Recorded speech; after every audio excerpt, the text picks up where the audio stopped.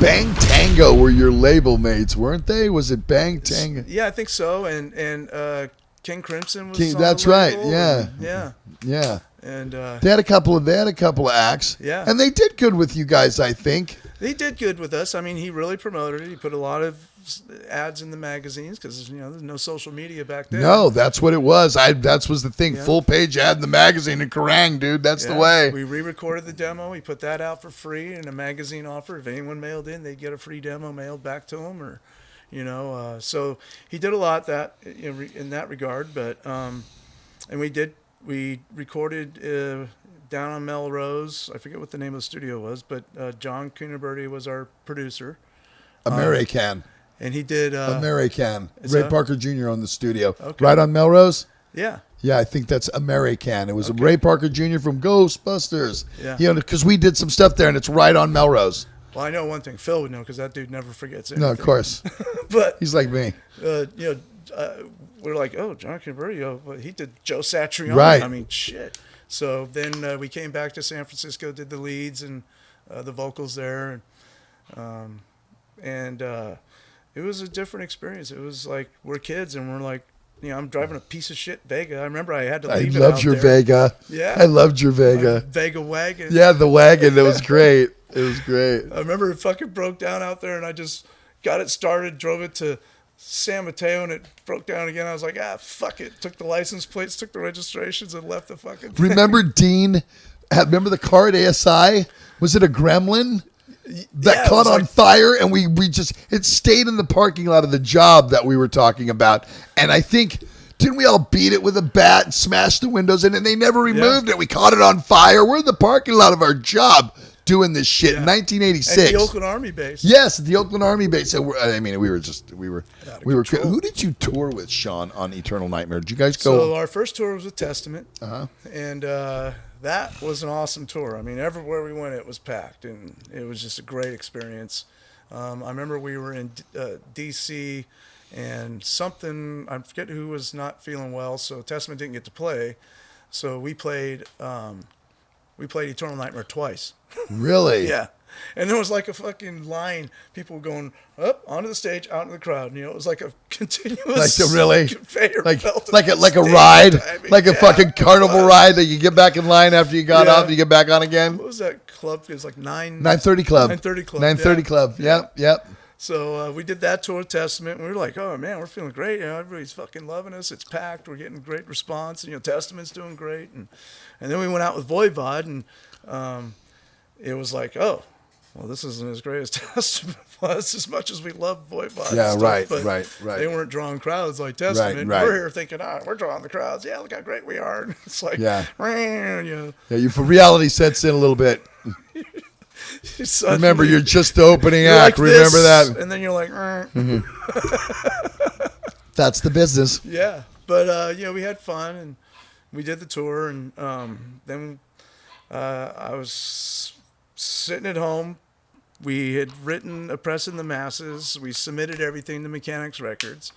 I get a call from Steve Sinclair. Yeah, I got your lyrics. I really like the lyrics, and but there's some things I'd would like you to do, because they're not really grammatically correct, and so I rewrote some songs, some of your lyrics, and took your lyrics and rewrote them so they're a little more grammatically correct. And I'm like, oh, and he's all, you want to hear them all? Oh yeah, I would love to hear that. No way. So grammar doesn't matter in lyrics, by the way. Grammar has nothing to do with that. That's an idiot right there. Right there it showed. We made the wrong choice because this dude don't get it. Yeah. He just plain doesn't get it. So I'm like listening to him. He's going through all. Oh yeah, Steve. I can see where you're coming from. And and then our conversation ends. I hang up the phone. Debbie. Fucking wanker. This dude fucking wanker. Rewrote all our lyrics.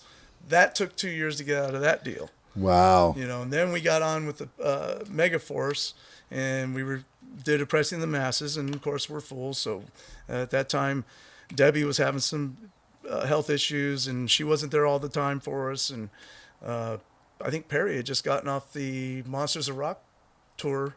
Or not. No, Headbangers Ball. Headbangers Ball. Yeah, Headbangers Ball. So he's all, you don't even know what it's like. I've been out with Exodus, and it's like this, and So we made this. Yeah, we spoiled him for a good 6 weeks or something. And then we just made a dumb mistake, and we terminated Debbie, and that was the nail in the coffin for us, because Maria Ferrero at Megaforce, they were BFFs, and John Zazula, and they were just all Debbie. They are Debbie. very they are. Who the fuck are you? After we got rid of her, it's like, right. Who are you guys again? Yeah, right. It was just not good. So we went out and did our own tour with Defiance. They were supporting us. And we had a new manager who was a joke. And how did that tour do? Even this was for Oppressing the Masses, right? Bad. We weren't doing good, but we were doing okay. Doing okay. But we had opportunities that could have come to fruition had we not, terminated Debbie. We would have really helped us. Many, you look back on your street. I do the same thing, and there's places in the chain where you can go, God, I wish I could take that link out and re-clean it back up again. Yeah. And unfortunately, it's called our history. Yeah. It's how we end up where we are, and things happen the way they are. You learn from everything you do, but it's unfortunate that those types of things happen like that. And you didn't continue much longer. You did maybe another record, right? No, actually, we just finished Suppressing the Masses. We were still at the studio with Alex Perialis, and we sent it to John. And he calls and he wants me to re-record all the lyrics. So all the vocals, he wants re-recorded. We had taken our publishing money, and so he's like, you need to give back that publishing money and re-record this thing. And we're all like, so I was on the phone with him. He and I were talking, and I'm like, well, John, I don't know what I could do to change it. You're not here with us. This is what I am. This is what this is the song. This is how it is. And it's just kind of like, we're not Anthrax. We're not these bands that you have. Testament. That's not who we are. It's like, we're this. That's who you sign, and this is our product. And we had submitted these songs to them before they signed us. So we had already had, like I said, Steve Sinclair was rewriting the lyrics for Oppressing the Masses. Amazing. I didn't know that. Yeah, and then we got signed with Megaforce. So we already had the songs. What was the deal with Megaforce, Sean? One record and two, or was it? We had I think it was probably a 6-record deal, an option, after so many, Another mistake. Another mistake that you don't sign for 6 records to anybody. But okay. So they put it out. We did the video. Maria did help us. I know she was bitter, and she has every right to be, because that was her friend. That's why you were on the. That's right. They worked together hard, and then that's true. Stuck a stick in the spokes, and so, we got what we deserved. And then that whole grunge craziness was coming out, and it was like, well, we don't want this kind of music that you're doing. We want this, and then we're like, shit, what do we do? If we don't do what they want, we're not gonna have another record to record. And if we, what year was this about, Sean? What was the time? 91 or 90? So 88 was Eternal Nightmare. 90, 91ish, Oppressing came out, and then we were working on Nothing to Gain for our next release. And it was just our focus was not on who we were; it was more on trying to satisfy someone what they else. want to do. We did that too, and which was bad. We did that too. I understand. That's the thing with music. I do. Everybody's got one they want to take back, and I think if you were to ask everybody why they did it, that's why they did it. And I obviously on the Capitol records that Exodus did, you could see there's one of those records where you could see where there was a lot of control on there, and we it's like we were under pressure to produce, and here's your livelihood, and these guys got a fucking gun to your head, and they're like, this is we're not hearing this, we need to hear this, and you know what I mean. You're like, well, that's not where we are, but okay, I guess we could kind of clean it up and go this way, hence force of habit, So during the writing of the album, we weren't like at each other's throats or anything. We were just like, look, what do you think? And it's like, dude, we have to sound. We have to give this sound to them because that's what they want. If we don't do it, we're fucked. You know? And so after we finished the album, we made another bad choice. We should have went with Alex Perialis. Johnny Z did not want us to go with Alex Perialis. He wanted us to go with Mike. Oh man, what was his freaking name? Mike Rosen. Michael Rosen, that's right. Yeah, so Michael Rosen. We made a choice to go with Rosen. We did it at Fantasy Studios. We should have stuck with Alex because Alex got us, And then once we started recording, that's when a lot of the tension started coming around. And because things just weren't going the way we wanted them to, and shit happens, you know. What finally broke it down to where you guys looked at each other and said, because I remember by 94 we were all at the roofing place already by then, you know what I mean? For me, January 93 was when Exodus was done the first time. We had been dropped from Capitol. Our management had let us go. We really weren't cruising along, so that's kind of, we did like 2 more shows and called it after that. And it wasn't long before or after that for you guys as well, after right? we finished the recording, then they were just like, well, we're not putting it out, you know. And then it was like, oh, well, so we went through all that, and now you're not even going to release this fucking piece of shit that we worked so hard on. Right. Fucking up. Wow. So then Phil got, I forget, it was Bleeding Heart Records or somebody like that, released it in Europe for us. And then, you know, at that point, we're like, okay, now we're out of it. So fuck everything. Fuck what everyone thinks and anyone thinks. We're just going to write what we do.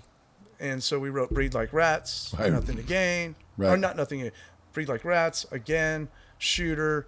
And Ray and I wrote, I don't know what the title of that song is. This is a lot more punk edge to it. You know?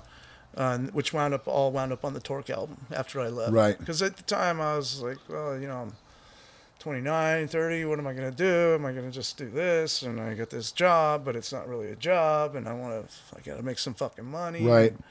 So, you know, hooked up with my ex-wife. It's just decided, well, I'm just going to bail out of this and go try to build a career and, you know, become an adult. Right. Become a conformist, responsible citizen. Yeah, right? Which now I have a great career. And Yes, you do. So all that decision helped me to get to where I am today in my career. But, you know, Phil and I kind of talked when we talked about doing these reunion shows about, you know, I probably should have stuck with it. We probably could have done some great things. Again, Clear the chain link bullshit. that you wish you could Yeah. re-put back in again. It's it woulda, shoulda, coulda is kind of, you know, I so many things I could go back and go, oh man, we should have never did that. Yeah. Why did we do that? Why did we, you know? And it's you look back again. It's a learning process. Yeah. You can't change history.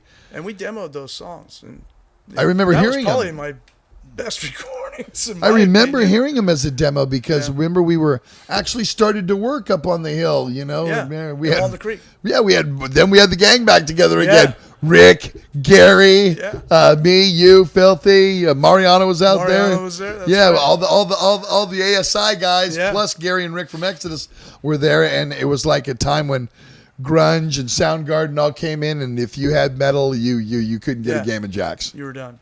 You couldn't even get Judas Priest and right. They were doing like, what Warfield not even sold out. You know what I mean? It was just, and nobody could do any business at that. And then Phil went on to do Torque, but you kind of just went into working. Mm-hmm. You didn't reform again until Chuck Billy's thing, right? Yeah. Talk about that. So I was working for Shea Holmes at the time, and we did some you know, team building shit. We went to a Giants game. So I'm on the bus. We're driving back because they leased like 3 buses to get all the employees there. And we're on the bridge, and I get a call from Phil. Hey, what's up? And he's all, hey, you know, Walter called me, and Chuck's got this cancer, and, you know, Walter wants to put this show together to help raise money, to help him out. And, you know, what do you think if Vio-lence, he called and asked if we could get together and do this. I was like, fuck yeah, I'm in, you know. Without question, I'm there. You know? I was the same way because it actually, it started with them, Walter calling me, and with Chuck and Eric's blessing asking, would you do a legacy show for Chuck? And my first thing I said is, Chuck cool with that? And Walter was like, yeah, he's the one who told me to ask you to do it. So then it escalated just from a legacy show. Wow. To then they started calling all kinds of Anthrax, everybody. Death I mean, you know, Death Billy Angel, Milano, Lost Rocket, Sadist, Forbidden, all the bit. Well, you know, just like they did with you, Sean, everybody came call to arms. It was a call to arms. You know what I mean? And people want to talk about the scene, you know, in the LA glam scene and how the bands were really close and stuff. I'm sorry, I was a part of a fraternity that was like a fucking fraternity. Yeah. When somebody is down, you come calling, and there's no, I can't do it, or it's not possible. It's when, and when do we want to do this and how? Yeah. And it's like, because, I mean, to talk about the reunion show, you know, for yourself, you know, when we all sang at it, the amount of love from the fans, from all the players that wanted to do it. When I walked into the venue, the fucking merchandise line to buy this T-shirt, Dude. I was like, was that for the bathroom? It's like, it went like a mile outside. I go, that's just for the fucking T-shirt. Yeah. And it was just like, it was really, again, a call to arms for everybody coming, like just like the Chuck thing. So when Walter called you, what were you thinking at that time? Because again, you hadn't played any music in a long time. Phil called, and it was just like, I was like, fuck yeah, we're doing it. I mean, it's no question. I mean, I don't know about the other guys, but I'm in, you know. And so then we practiced. So then you, like Ray crazy. and Perry and Dean and everybody called, and this is the first time you guys had gotten together. Yeah, I don't think I'd seen Perry in 8 years, probably. Years. Yeah.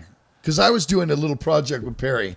Okay. F-Bomb. Remember F-Bomb? Yeah, We were doing yeah. that thing, you know, when I was living in Castro Valley with him for that little project I did that nobody knew about. So then it's like, cool, I show up, and it's just like, holy shit, man. I didn't even really know who was on the bill. I just knew that we were practicing and grinding it out every day we were practicing. You know, Monday through Friday, we were in the studio practicing. And then, you know, we get there, and it's like, wow, there's a lot of fucking people here. From all over the world. All over the place, From all over the world. And then, they should have done 2 days with that, but that's what made it magical. Yeah. It was only one day. And then Anthrax played, and then we were after Anthrax. Like, how the fuck did we wind up after Anthrax? Yeah, right. You know? I mean, I think because of SOD. Yeah, SOD. They had to put something in between and SOD, you know. Yeah. And because I think it went Anthrax, Violence, SOD, right? I think that, yeah.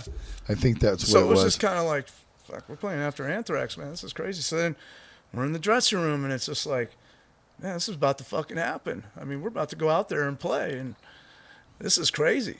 And this place is packed. Sold out to the brim. Yeah. I don't even know how many people. It had to be thousands. What Maritime Hall, whatever the Maritime Hall is. At least 3,000 Yeah, people. something. There wasn't a ticket to be had either. So then, you know, we went out there, and it was just like riding a bike. Right. Same old thing, you know. Okay, let's do this. And yeah, I think I did a big stage dive, and you know, it was like, we're in it. Now, that didn't spark a reunion from you guys. Is that because Phil was still busy with Torque, or he'd started Technocracy by that time, right? I think so. Well, he and I kind of talked, and it was like, well, shit, Phil, if this many people are into us, and I think Chuck Schultz. I'm not sure how you Yes, it was Chuck Schuldiner. Yeah, he as well. It was helping him too. Yeah, it was helping him and Randy Castillo. Okay. Yeah, Ozzy's drummer. Oh, okay. Mm-hmm. And so it was like, well, that was a pretty good reception, Phil. I mean, maybe we should play a show and see how it goes, you know. And so we booked Slim's, and it sold out. And geez, we sold a bunch of merch. Yeah, you guys always do. And then it was just like, cool. And then he's calling me saying, hey, man, we got a chance to go and do some shows with Testament and Rob Halford. I'm all, Rob Halford? What are you, fucking crazy? This is like my hero, right? Man. Sure. Hell, I was at the Oakland Auditorium when they did British Steel Tour. Yeah. Fucking right up front. Yeah, right man. up front. You know, he's out there, the Harley, all right. You know. No one knew he was gay at the time. Not that it matters, but it was just like he was the metal god, you know. Who cares? It doesn't matter. Yeah. He's a great guy, dude. He's the greatest. God. Yeah. Fucking God. Very humble. And Rob Halford, baby. Yeah. And so it was like, wow, this is awesome. And then we were writing music to do another album. I think we had 4 songs in the can written. And then Phil called me and said, well, you know, Rob's giving me this opportunity to join Machine Head. And you know, I kind of want to do it, which means, you know, we won't be able to do Vio-lence anymore. I was like, hey, dude, I wasn't wearing spandex when I was 12 years old playing a guitar. Yeah, right. You were. You were. You know? Yes. Yep. So don't think for 1 minute I would stand in the way of that or be bitter or anything. You go do what you need to do. I have my life, and right. I'll survive, and, you know, that's good for you, man. it's a great opportunity. And Yeah, it so was. he went out and did all that, and which was good for Phil. And so when they had the benefit show for me, going, Dana was like, oh well, it's going to be like this. I said, I don't even want to hear. I don't even want to know. I just want to. I'll go, and whatever it is, and I don't want to have any preconceived notions of what's going to happen or how many people are going to be there or I don't even want to know who's going to play. Right. I just want to go and see what happens, because in my mind, I'm not sure.